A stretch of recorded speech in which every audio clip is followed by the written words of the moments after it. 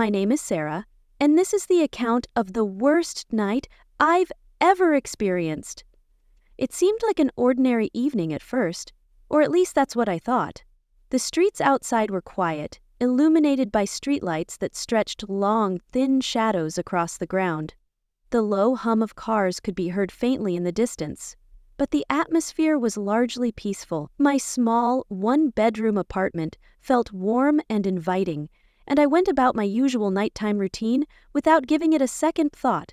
As always, I brushed my teeth, washed my face, and set my alarm for the next day. This was a habit I never skipped, a clear signal to my body that it was time to wind down for the night. After completing my routine, I slid into my comfortable bed, pulling the blanket up to my chin, feeling secure and relaxed. My thoughts naturally shifted to the plans I had for the next day as my eyes grew heavy, preparing for the familiar pull of sleep. It was a scene just like any other night, but as it turned out, this particular night was destined to be anything but ordinary. Around midnight, as I lay in bed, I became aware of a peculiar noise. Initially, it seemed insignificant, distant and faint. I assumed it was something trivial, perhaps a stray cat outside, or the wind rattling the old windows. My neighborhood was typically quiet and secure, giving me no reason to feel concerned.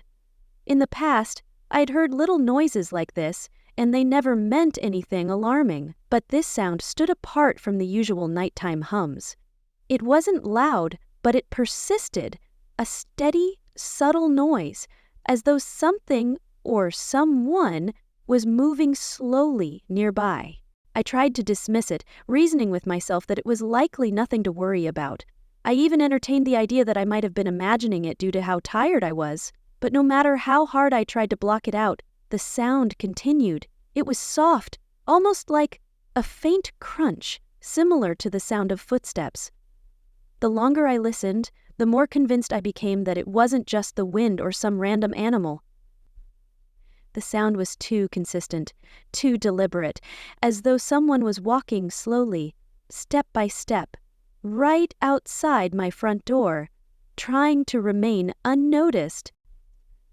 My heartbeat began to race as a flood of questions filled my mind. Who could be out there at this hour? Could it truly be something harmless?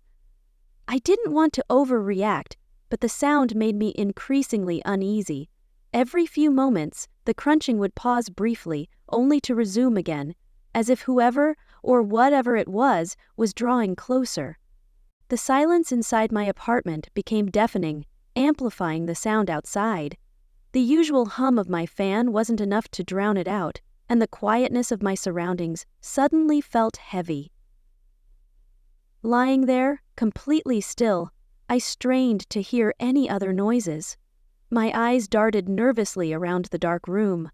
I desperately wanted to believe it was nothing, to roll over and drift back to sleep, but deep down, I couldn't shake the growing sense that something was wrong. The noise was louder now, coming from right outside my door.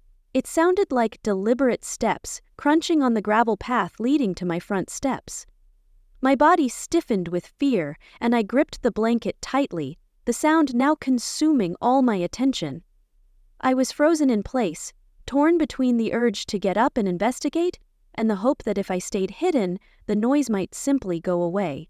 I lay there, completely motionless, my heart pounding furiously.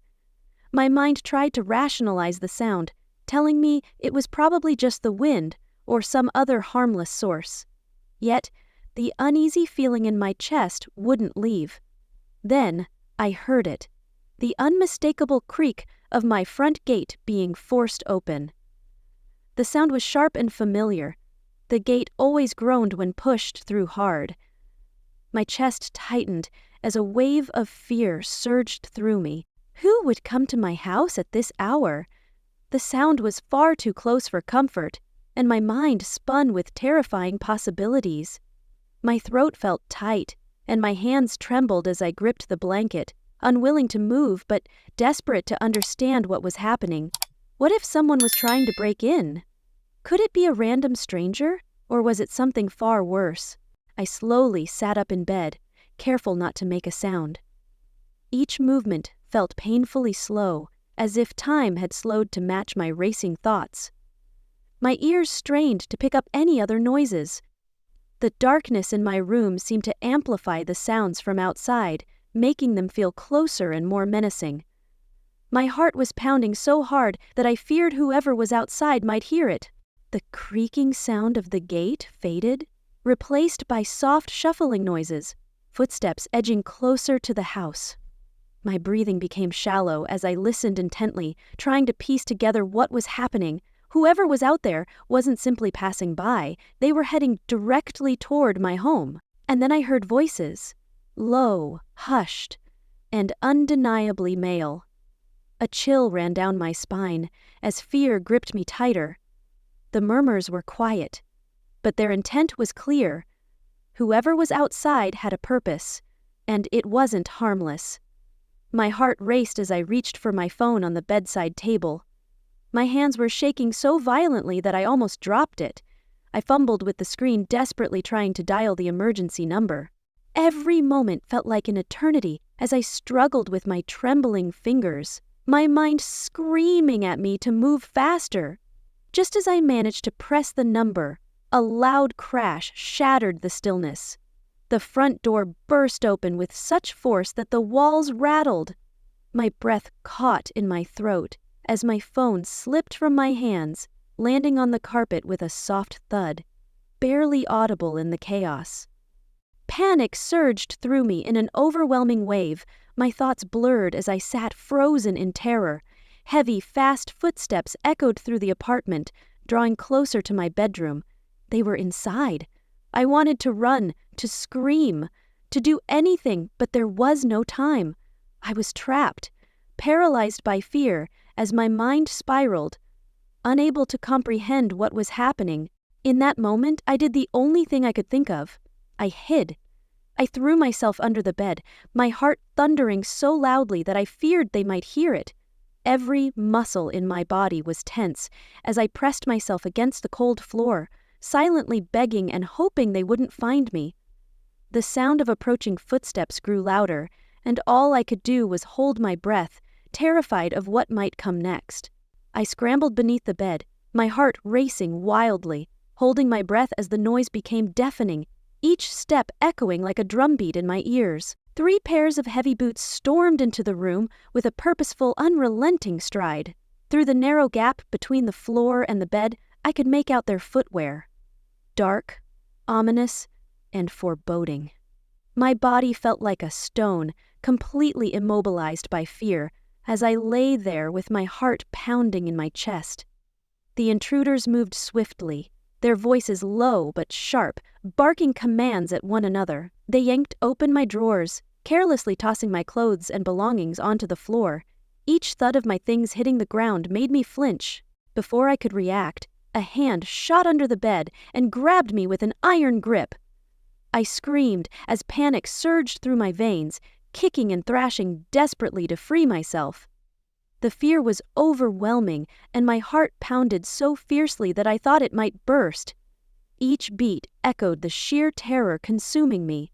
"Please!" I begged, my voice trembling. "Take whatever you want. Just leave me alone." My words spilled out in a desperate rush, filled with raw fear. I couldn't believe this was happening. I was just an ordinary girl in my own home, now being dragged out from under my bed like a helpless doll. As they pulled me into the open, I caught a fleeting glimpse of their faces, shadowy and indistinct in the dim light. Their eyes gleamed with a mixture of excitement and malice. "Please," I whispered, my voice barely audible. "Just let me go. I won't fight. I promise." My pleas, however, only seemed to excite them further. The way they exchanged knowing glances filled me with dread. One of them smirked at me, his eyes gleaming with cruel intent. Before turning to the others, the man gripping my arm tightened his hold, pulling me closer. His voice was cold and menacing as he whispered, "You'll regret not cooperating." I felt completely trapped, powerless, as fear consumed me. My mind raced frantically, searching for an escape, but there was none. The terror swallowed me whole as they closed in around me. What happened next was something I never imagined I'd have to endure. It felt as though time had stopped, leaving me helpless in the most horrifying moment of my life. I couldn't scream or fight back. Their cruelty crushed me, stripping me of all control. I felt broken, as though a part of me had been ripped away, leaving me numb and paralyzed by fear. Eventually, it was over. They released me, laughing as they adjusted their clothes and gathered the few things they had stolen: my phone, some jewelry, and cash from my purse. But they had taken so much more than that. I lay trembling on the bed, tears streaming down my face, listening to their voices fade as they retreated. The sound of the front door slamming shut signaled their departure, leaving behind an eerie silence. I couldn't move for a long time, frozen in shock and fear. It wasn't until the darkness outside began to yield to the first rays of dawn that I found the strength to get up. I stumbled to the bathroom, barely able to stand, and stared at my reflection in the mirror. The face staring back at me was unrecognizable, pale, with red, swollen eyes from crying. My clothes were torn, my body covered in bruises, but the deepest wounds were the ones no one could see. I turned on the shower and stood under the hot water, letting it wash over me. As I stood there, feeling completely numb, I scrubbed my skin until it was nearly raw, as though I could cleanse away the horror of what had been done to me. But no matter how hard I tried, I couldn't rid myself of the shame, the fear, or the disgust. These feelings clung to me, buried far deeper than any soap or water could reach. When I finally stepped out of the shower, the reality of what had occurred hit me like a tidal wave. I collapsed onto the floor, sobbing uncontrollably, feeling utterly broken and shattered into countless pieces. I didn't know what to do next. Who could I call? Who would even believe me? The thought of having to relive the nightmare by explaining it to someone made me feel sick to my stomach. I felt so alone, so completely lost. But I knew I couldn't let those men get away with what they had done. Even though fear still gripped me, I found a sliver of strength deep within. I remembered the small phone I had hidden away in a drawer, far from the one they had stolen during the break-in. My hands were trembling as I reached for the phone, knowing this was my chance. Trying to be as silent as possible, I grabbed the hidden phone. Every small noise I made felt unbearably loud, but I forced myself to remain calm. With shaky hands, I dialed the police, my fingers clumsy from the lingering shock and fear that coursed through me. When the call connected, my voice came out barely above a whisper, trembling despite my efforts to speak clearly. "Please, help me," I managed to say. "They broke into my house. They hurt me." The words felt unbearably heavy, as though saying them out loud drained every ounce of strength I had. The dispatcher on the other end spoke in a calm, soothing voice, trying to reassure me, but I could still detect the shock in her tone as I recounted everything that had happened. She told me to stay where I was and assured me that help was on the way.